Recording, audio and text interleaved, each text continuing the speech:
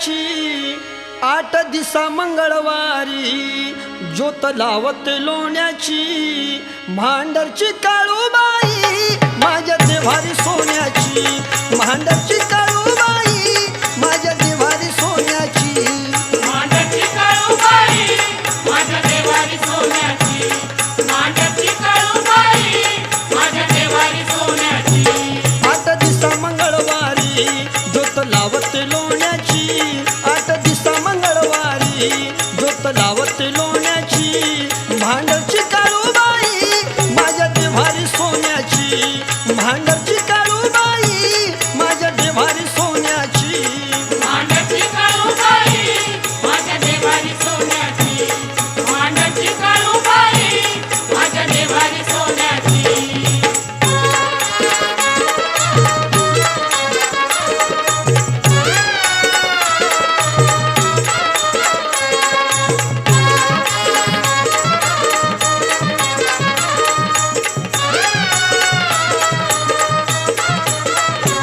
काळूबाई आदिशक्ती आली डोंगर चालून कमरेला कमरपट्टा गळ्यात मुरमाळ घालून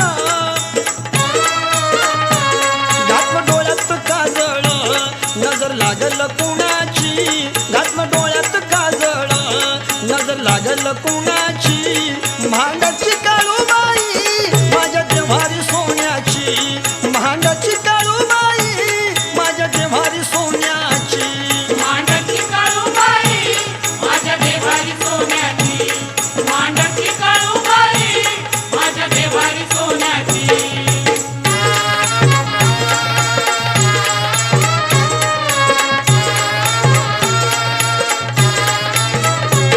किती थंडीच्या गारहाटा बाई सोसन आईला तो रेशमाचा शालू अंगावर काळूबाईला होतो अभिषेक आईला आंघोळ गरम पाण्याची होतो अभिषेक आईला आंघोळ गरम पाण्याची भांडरची काळूबाई माझ्या देवारी सोन्याची भांडरची काळूबाई माझ्या देवारी सोन्याची भांडरची काळूबाई माझ्या देवारी सोन्याची भांडरची काळूबाई माझ्या देवारी सोन्याची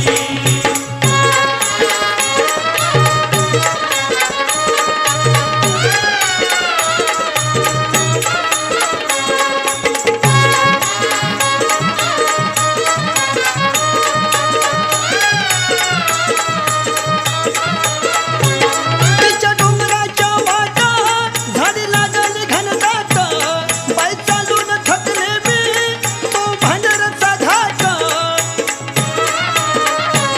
गोडी लागली कुकुमाच्या काळूबाईच्या लेण्याची गोडी लागली कुकुमाच्या काळूबाईच्या लेण्याची भांडची काळूबाई माझ्या देवारी सोन्याची भांडची काळूबाई माझ्या देवारी सोन्याची भांडरची काळूबाई माझ्या देवारी सोन्याची भांडरची काळूबाई माझ्या देवारी सोन्याची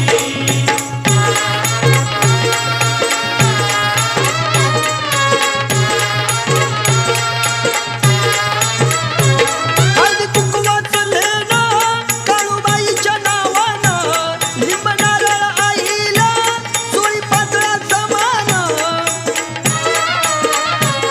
भक्त तुझा ग बजरंग गोडी लागली गाण्याची भक्त तुझा ग बजरंग गोडी लागली गाण्याची भांडाची काळूबाई माझ्या देवारी सोन्याची भांडाची काळूबाई माझ्या देवारी सोन्याची भांडरची काळूबाई माझ्या देवारी सोन्याची भांडरची काळूबाई माझ्या देवारी सोन्याची 8 दिसा मंगळवारी ज्योत लावत लोण्याची 8 दिसा मंगळवारी ज्योत लावत लोण्याची भांडरची काळूबाई माझ्या देवारी सोन्याची भांडरची काळूबाई माझ्या देवारी सोन्याची भांडरची काळूबाई माझ्या देवारी सोन्याची भांडरची काळूबाई माझ्या देवारी सोन्याची भांडरची काळूबाई माझ्या देवारी सोन्याची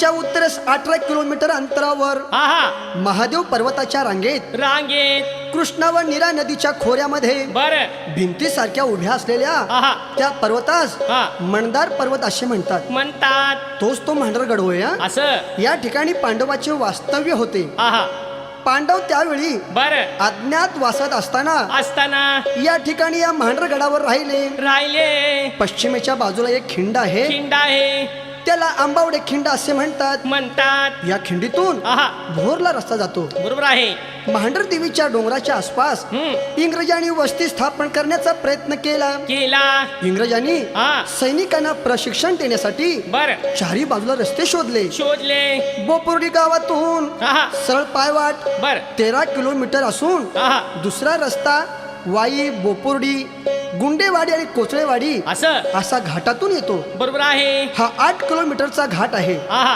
भोरकडून आंबावडे खिंडीतून हा एक रस्ता येतो. येतो अशा रीतीने हा. आपण मांढर गावी बर डोंगरावर पोहोचतो. बरोबर आहे मांढर देवी काळूबाईच्या डोंगरावर डोंगरावर आल्यावर मनाला फार समाधान वाटते. वाटते गारगार थंड हवा लागून लागून जीवाचा शीण थकवा नाहीसा होतो. बरोबर आहे अशी ही काळूबाईचा परिसर बर कसा आहे. कसा आहे बर ठाण काळूच गाव मांडर जत्रा भरती डोंगरावर. ठाण काळूच गाव मांडर जत्रा भरती डोंगरावर. आंघोळ कराया लागतय गारण वाहतय झुळझुळ थंडगार वार. आंघोळ कराया वाटतय गारण वाहतय झुळझुळ थंडगार वार. आंघोळ करायला लागते कारण वाहते झुळझुळ थंडगार वार. आंघोळ करायला लागते कारण वाहते झुळझुळ थंडगार वार. ठाण काळूच गाव मांडर जत्रा भरती डोंगरावर. ठाण काळूच गाव मांडर जत्रा भरती डोंगरावर. आंघोळ कराया लागतय गारण वाहतय झुळझुळ थंडगार वार. आंघोळ कराया लागतय गारण वाहतय झुळझुळ थंडगार वार. आंघोळ करायला लागते कारण वाहते झुळझुळ थंडगार वार. आंघोळ करायला लागते कारण वाहते झुळझुळ थंडगार वार.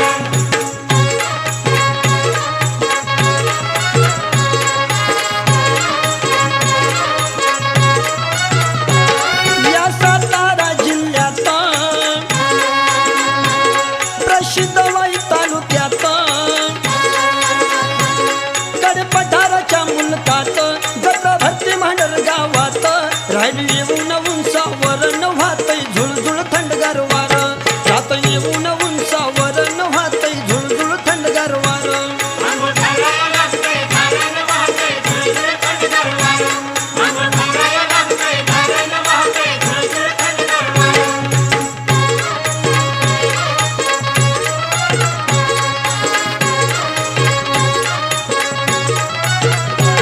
पूर्वेला बाबा मंदिर,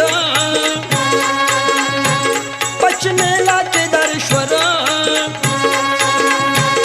उत्तरेला कडे पठार, दक्षिणेला महाबळेश्वर. सह्याद्रीच्या पठारावर वाहतय झुळझुळ थंडगार वार. सह्याद्रीच्या पठारावर वाहतय झुळझुळ थंडगार वार. आंघोळ करायला लागते कारण वाहते झुळझुळ थंडगार वार. आंघोळ करायला लागते कारण वाहते झुळझुळ थंडगार वार.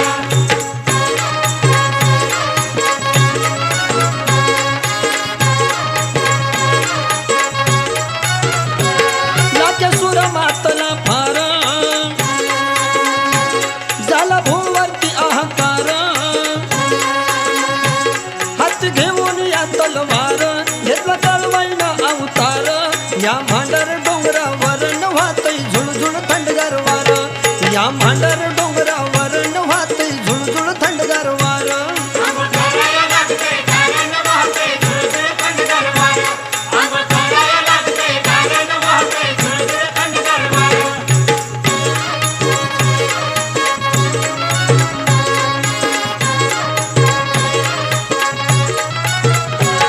पायथ्याला मोठी विहीर, मारुतीराया पायरीवर.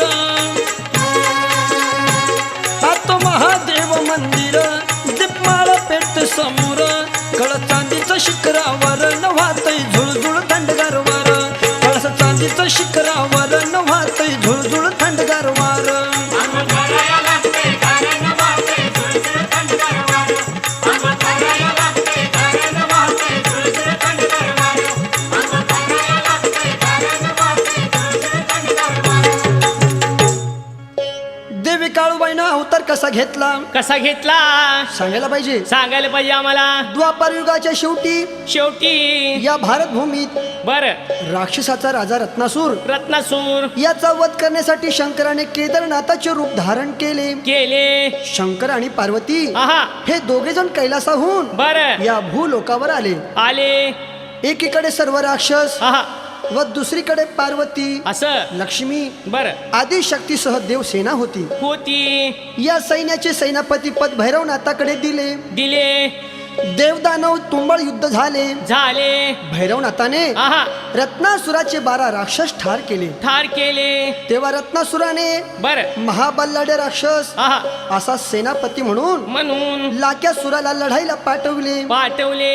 यावेळी मात्र आहा श्री शंकराने बर पार्वतीला लढाईला पाठवले. बर लाक्यासुराचे व पार्वतीचे युद्ध सतत 7 दिवस चालले. चालले. परंतु लाक्यासूर काही केल्या युद्धामध्ये मरत नव्हता. कारण आहा त्याच्या रक्तावर सूर्याचे किरण पडले की पडले. असंख्य राक्षस तयार होत असत. बरोबर आहे. ही गोष्ट आहा आदिशक्तीच्या लक्षात आल्यानंतर आल्यानंतर देवीने दिवसा लढाई करण्याचे बंद केले.